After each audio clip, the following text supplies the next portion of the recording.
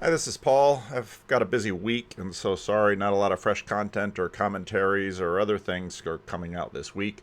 But I do have the stable of recordings from the Northwestuary.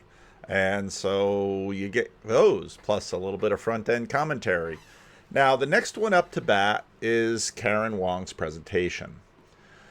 Karen is sort of a really sneaky member of the corner in that she's been around right from the very start. She found me very early on when I started making my Jordan Peterson videos. She's in the San Francisco Bay Area, so not that far away from me. She came to one of the early meetups, and when she asked me what she should do, I suggested that she start a YouTube channel, which she did.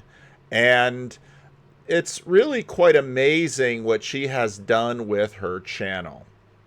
She has so many conversations, and she, when she talks about it, she says, I didn't feel comfortable just talking to the camera the way like I do. And there were all these other conversations she wanted to see have. And so she decided she was going to do her best to try to pair up people who might not get a chance to talk to each other, but whose, in following each of their work, she's seen a conjunction and she thought, oh, this should be good. And what Karen has managed to do is both talk to randos and some obscure experts who probably wouldn't be seeing her this series here. She's with Glenn, and Glenn also showed up at a very early meetup here in Sacramento. He lives over further away towards the coast, and she has taken all of these people and sort of woven it together into a really important channel. Now, it's sort of a sleeper channel in that, she's actually one of the larger channels in the corner. She's got one of the larger ships in the flotilla, reaching 5,000 subs. She's spoken with Tammy Peterson, so she has reached out. She's had multiple conversations with Michael Levin. She's hosted a number of conversations with John Vervaeke. In some ways, climbing Mount Sophia has sort of been an apprentice from her, because climbing Mount Sophia, which is another little ship in this flotilla, has done similar things, but Karen has been doing it steadily again and again and again and again. And Karen is a very humble, unassuming woman. And so she's not about to really draw attention to herself or make herself known, but she has been quietly doing amazing work on her channel, often without a lot of recognition or fanfare. And so I was absolutely delighted when Nate put this panel together and included Karen. Now, what a lot of people don't know is Karen actually has a significant background in the public world. She was a state legislator for a while. She was very active in politics. She's been a serious conservative Christian evangelical for a very long time. And, she's a very remarkable woman, but she's often just not seen or heard in the corner because she doesn't draw a lot of attention to herself. She doesn't make a lot of noise. When she was preparing for this, she told me, she said, oh, I don't know what I'm doing. And she said, I've got 30 pages already. And one of the things that happened in this is Nate confined the speakers to like 15, 20-minute speeches. Now, some of them went a little bit over, and that's fine. But Karen is like, she was just all over the map. And then very soon before the conference, she told me, she said, I just couldn't do that. And basically, I threw it all away and just felt like I had a download from God. And I wrote this thing out. And it was, the people in my small estuary group appreciated all of the people at the conference. But her presentation in my estuary group was the most cited presentation of any of the speeches. And there were some remarkable speeches. So listen to this one carefully, because what Karen sort of does is sort of open her mind and open her heart. She has been having and following along with serious people, both of high status and not a lot of status, and talked through so many things on her channel. And she's just been, I mean, this has been the learning channel for her. She's just been learning and learning and learning and learning and learning and processing it. And so what she delivered at this conference was both what she learned as an artist and then what she's learned in the corner, and how profound the transformation has been. So I will, again, all of the plenary sessions are out on Grail Country. You can watch them all. I'm just sort of, sending them out bit by bit to fill up space on the channel. But also thought that this would be a good opportunity to just give a little bit of commentary and give a little bit of perspective of the speakers that I know. And then, again, in this conference, if you can only see what the cameras recorded in the plenary session, you really only know a third of the conference, because so much of the conference happened in those estuary groups, and then lunch tables and campfires and all of the other places behind the scenes. So this was Karen's talk.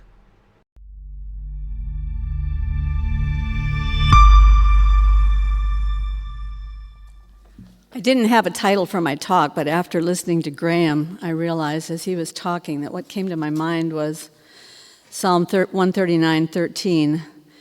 For you created my innermost parts, you wove me in my mother's womb.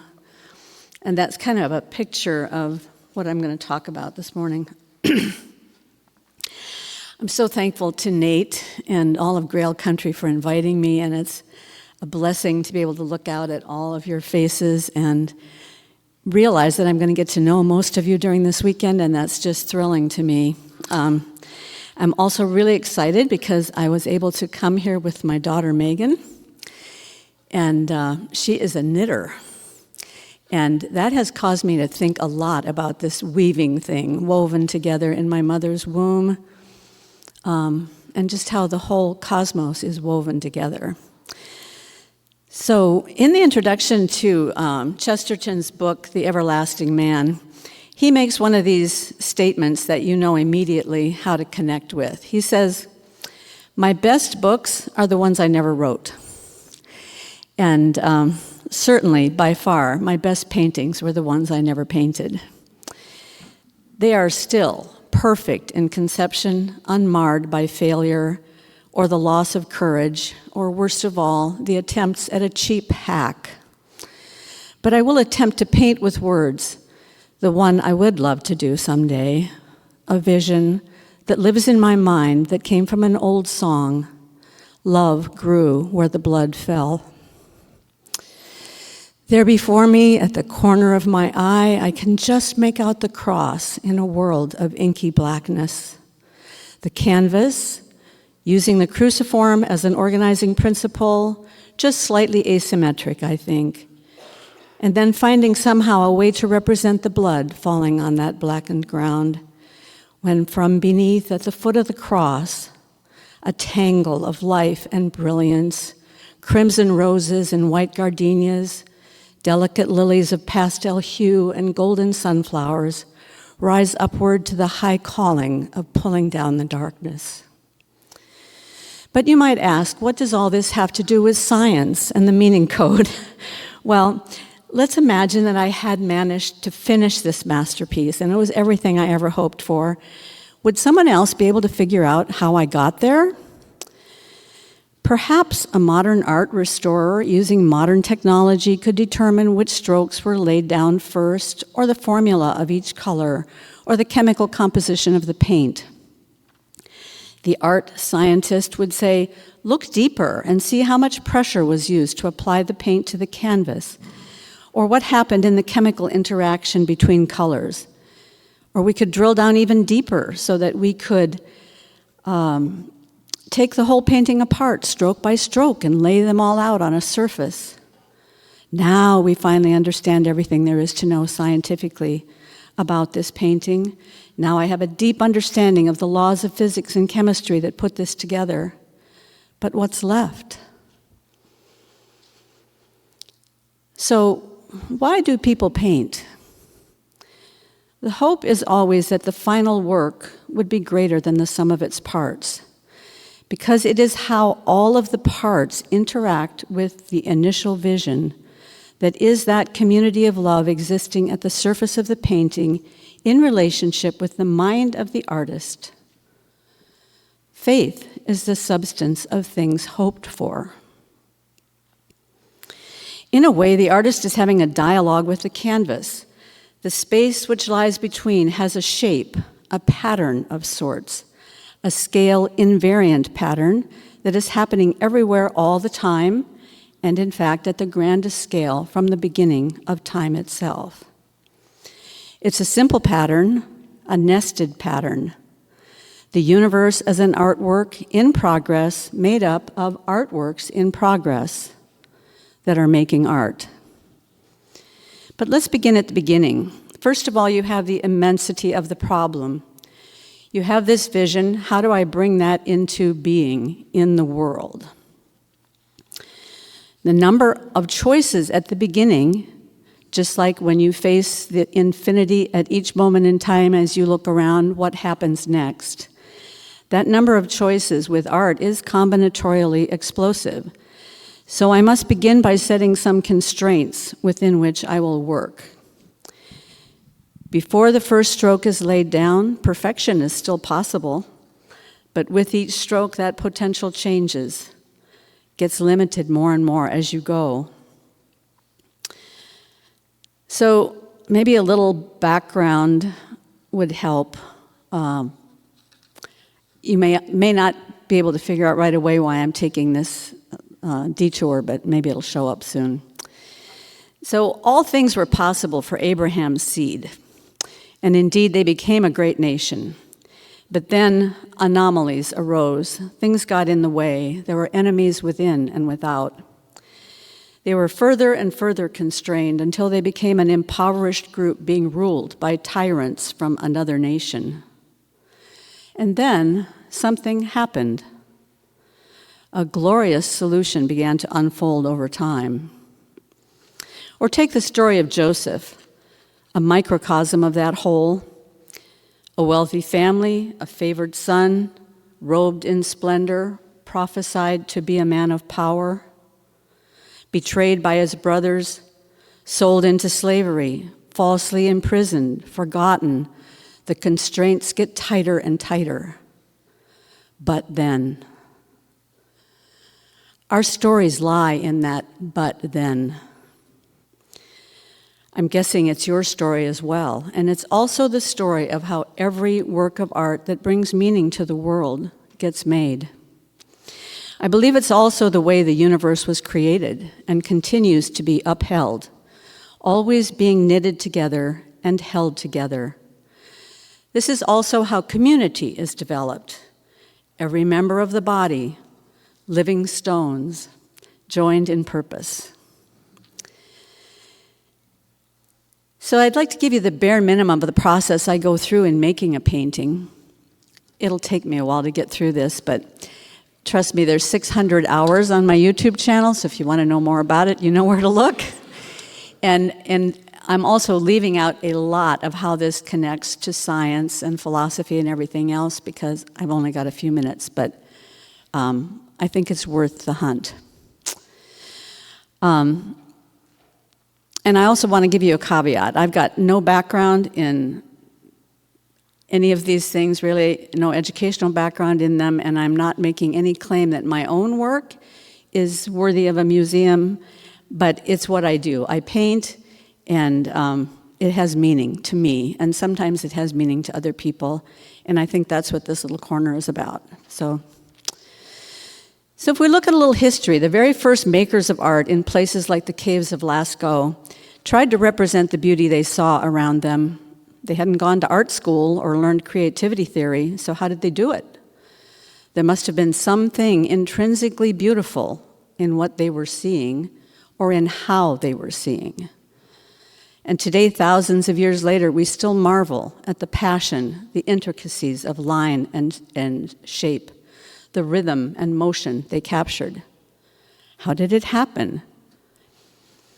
Well, I think constraint is one of the hallmarks of creativity, and their lives were certainly constrained, as were their resources. But the interesting thing that happens is the tighter the constraints an artist faces, the tighter the constraints you face in your own life, or as they say, when you're up against the wall, that's when the solution appears. Necessity is the mother of invention. These old cliches go deep, my friends. Follow that one all the way down with the concept of the feminine archetype, and you will find yourself awash in wonder. But my thoughts about art and design and how they relate to reality, scientifically, philosophically, biblically, all arose from learning the principles of design and creativity. How every work contains a limited number of elements: line, size, shape, direction, color, value, texture. They're just words, really, until you start thinking about each one of them. And the possibilities that you can do with these things. Because certain principles are available. Available. Now that's an interesting word. So there's a quote from Oppenheimer that I'm paraphrasing right now because I couldn't find the exact words, but the basic idea is we can only find out things about the universe because they are there to be found. So these principles are available somewhere that allow us to manipulate the elements in a way that can create beauty. So just think about the threshold of the unknown, which is every moment in front of us, and everything outside the known universe, which is much vaster than anything that's inside the known. And all of that is available to you when you apply these principles to the elements. It sounds really simple. It's quite a rabbit hole, Grizz. It's quite a rabbit hole. I had the opportunity to learn these principles over the course of many years through taking a certain class 8 times. And in the course of taking that class, I painted 160 paintings and was able to think a lot about these things. These principles became so internalized that I don't even have to think about them when I paint, just as a pianist must never think about scales and theory and fingering methods in the middle of a performance. Overthinking leads to something that is rigid and static and meaningless. But even if I had never learned them through lecture and practice, we see these principles every moment of every day in everything that we look at. They're written in the stars, engraved on the palms of our hands, woven into the fabric of our relationships. They're inevitable. But the more you discover about them and try to apply them intentionally, especially whenever a problem arises in the work, the more you can see that at every level of reality, nested in all the fractal patterns, governing processes, they are the river underneath the river. They are a set of principles that lie underneath the laws of physics. You see them in computer science, in biology, chemistry, manufacturing, physics, astronomy, music, literature. For a brief talk like this, as I said, you'll just have to take my word for it, but I've been talking to people from these fields for 5 years, trying to find out if this is true, and it just goes deeper and deeper. And I am in total awe of that, as Paul was talking about, the deep information that people hold in them that comes to the surface when we're able to have these face-to-face conversations. So I'm going to be speaking in imperfect analogies as I talk about this painting process, but I want to give you enough space to reflect as I'm talking so that you can think about your own agency, your own arena, where you live, where you work, and try to think in scale invariant terms so that as I'm drawing this picture, it will populate out for you into your own life. My first problem is I have this infinity of choices, and I feel immobilized. I'm looking at a blank canvas. It's too much. I don't know what to do with it. So do I just take the white canvas and start in one corner and start painting the image and build it up from there? I can't do that. I don't have the skill to do that. Maybe some people can. But what I do is I start with chaos. I throw color and marks everywhere all over the canvas. And in that chaos, I see patterns. What is there in those patterns that relates to my initial vision? My job is to give form and meaning, coherence to those patterns. Some of the chaos must be covered up if this is to be accomplished. Well, so then were those initial strokes meaningless? No, not at all, because each one influenced my next step. Each one, each color, each shape affected the way I saw things, created a new context on the canvas so that my next stroke was going to be different because of that one. So every stroke is meaningless. In that process, some of those early moments of chaos are so delicately, deliciously beautiful. I want to preserve them, and I'll do almost anything to preserve them. Oh, I want to show people this beautiful little thing I did over here. But in order to bring unity and to bring the piece back into the original vision that I had, I have to sacrifice that which is most precious to me right now. It needs to be covered. This is a choice an artist faces with each new stroke of paint. I have an original vision. It is beautiful. It is complete. And it is my hope that at the end of the process, that result will mirror that vision and once again be complete. But the in-between time is filled with unknown and sometimes terror. At that point, each subsequent stroke of paint has a purpose, and that is to regain the unity of the original idea without producing something static, rigid, prescriptive, incapable of generating new knowledge and love in the viewer. How is it possible to achieve unity out of chaos? Well, the principle of dominance is absolutely essential. But dominance is not a show of patriarchal power. It's a way of laying down a secure foundation so that in the end, the focal point will shine. In the artwork, dominance means that much of the real estate of the substrate is covered by one of the elements.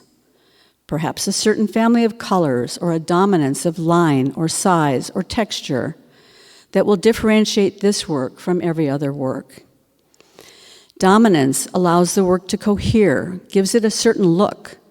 In the end, the goal should be that every square inch of the painting plays a part, and every square inch represents the whole, so that you should be able to tell what work it is a part of. Every square inch contains evidence of the dominant element. In the cosmos, we can drill down further and further into every square inch to find deeper and deeper complexities, and ultimately see there the master's hand. The elements can then be influenced by the other principles in a way that brings unity. The principles are the river beneath the river. I don't know how to describe it exactly, but it's a web of sorts, or a matrix, or a woven thing where every principle interacts with every other principle and interacts with every element and makes every single particle in the universe unique and beautiful. Harmony, contrast, repetition, variation, gradation, balance. These are the principles. They are polarities of sorts, intersecting and interweaving and influencing one another, so that everything has a context, and everything is context dependent, and everything influences everything else. Each stroke has a purpose. Perhaps to fill an area, or add excitement, or develop a rhythm, or extend the pattern. to create focus and establish conflict and build unity, always leading towards a more harmonious whole. All of these things are involved in the decision-making process of each individual stroke. So all that stuff's going on. And I think about this in terms of community, what's going on during a conversation. Every word somebody says is having an impact on you. And you're thinking your own thoughts, but you're also trying to think their thoughts, and you're trying to imagine this space between, and then thinking about all the other people in the group, and all that's going on in your mind, and then the time comes for you to speak, and as you speak, each word you say is going to be influenced by all those things that you heard, and it's going to be recursively going back up to the thought in your mind, and the wholeness that's among all of you. This is all going on in the middle of a conversation, and it's all going on in the middle of a painting. And sometimes the funny thing in a painting is that the paint itself will misbehave, and it doesn't do what you want it to do. And so things will happen on the canvas that weren't part of the original plan, but you have to find a way out of that. You have to find a way to bring it back into unity. Anomalies and accidents need to be resolved. And then at the end, for me as a human painter, even when I feel the work is finished, even though I've done my best to fulfill that initial idea, I realize I've fallen short. But that's not the end, because that informs me of what I need to do now and how I grow, what skills I need to ultimately reach that vision in the next work. But by the time I get to the next work, the vision has gone out farther ahead of me. And so the vision always outruns the skill. And I think that's true in every arena and at every scale. The vision always outruns the skill for us as human beings. But that's what motivates us to learn and grow. Without that little sparkle out in the distance drawing us forward, or as Jordan Peterson says, that little thread of interest is your future calling you forward, and that's how you keep going. So in the process of painting, my choices are guided by my hand, but they can only be guided by my hand because of the earthly substances of paint and color and brushes and canvas that I am bound to. And of course, the entire past history of my life, and of course, by all my hopes for the future. So each stroke is infinitely complex and recursive. It's always coming back up through this filter and then going out. And that recursive process can be likened to the equation that produces the Mandelbrot set. Edward Frankel, the eminent mathematician, said that equations are more important than solutions. And I think that's a very profound thought. Because equations allow us to talk about solutions in different domains. So again, here we can see that everything scales. The truth that can be found at one scale can be found at all scales and in every domain. If you're working in an arena where you have dug deep into what it is that you do and what you know, you will find that you can use that lens to look at everything else and learn something about it. And that's been my experience. The more that I've learned about art, the more that I can see about everything else. Strangely enough, it even allowed me to translate maps of meaning into my own head. And a couple of years ago, I discovered Dorothy Sayers, and she's the author of a wonderful book called The Mind of the Maker. She talks about the tripart nature of making. She talks about the idea, the energy, and the power. The idea is that initial perfect vision. The energy is the whole process and all of the materials that are required to bring that vision into reality. And the power is the consequence of that instantiation in the world. So once the work is complete, it has a power. An artwork has a power because my idea is put on that canvas, and some people will be able to look at that and see the idea that I had. Other people will be able to look at it and it will have something entirely new for them that never even occurred to me. And that has a power to bring about a much deeper communication than words can do. So She likens the idea to the Father and the energy to the Son and the power to the Holy Spirit. So when I think about community, I really love that vision that she has provided for us.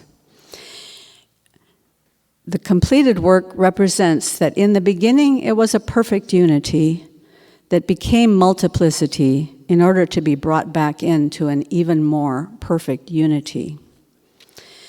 Whether that's an idea in a programmer's mind or an architect or composer, a physicist with a theory that needs to make and test predictions, a biologist looking at cell growth, or an individual simply trying to make it through life, it begins with a whole that must come into being through a guided process using physical resources and intentionality. And I believe this is also true of community. Estuary will be built on face-to-face encounters of this kind. The goal of community multiplied and brought together, held together with love and commitment. That love and commitment and sacrifice will be the dominance that brings about the unity. The great artist looks on each of us and sees clearly that what we hold most precious, that is preventing our personhood from becoming fully integrated and directed towards him, he sees that thing and he lovingly covers it. So that we fix our eyes not on what is seen, but on what is unseen.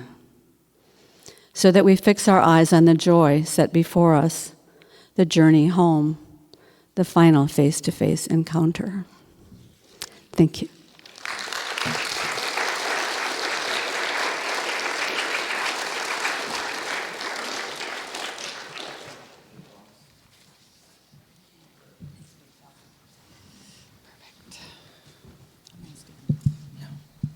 What a gentleman. All right, now we're going to move. Yeah. On probably, I think, outside on the actual Earth in our actual bodies with Rafe. Okay, cool. If that's okay with everyone, we'll be in nature moving. Do it.